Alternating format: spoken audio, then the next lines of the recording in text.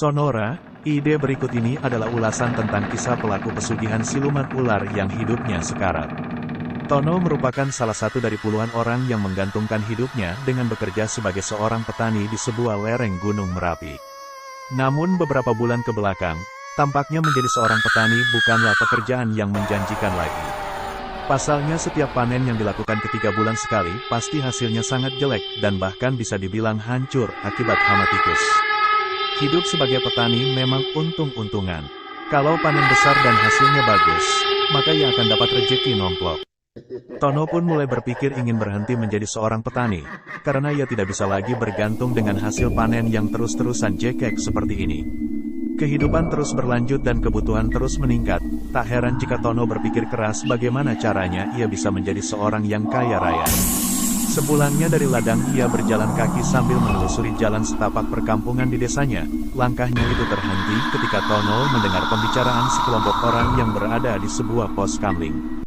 Ternyata orang-orang tersebut membicarakan sosok dukun sakti yang berada di lereng selatan Gunung Merapi yang bisa membuat seseorang menjadi kaya raya melalui pesugihan.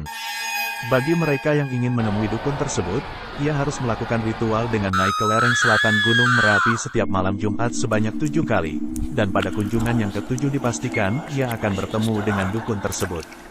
Tono yang sedang dirundung kegelisahan atas kondisi ekonomi itu, mendengar hal tersebut langsung kegirangan dan berlari untuk pulang dan mempersiapkan diri memulai ritual bertemu dengan dukun sakti itu.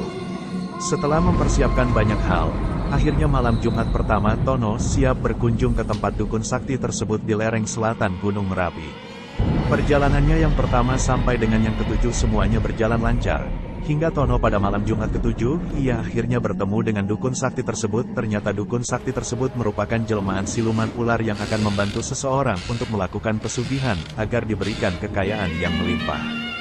Saat bertemu dengan dukun sakti pesugihan siluman ular itu, Tono langsung menyampaikan niatnya datang ke tempatnya. Bahwa ia ingin menjadi orang kaya raya melalui pesugihan siluman ular.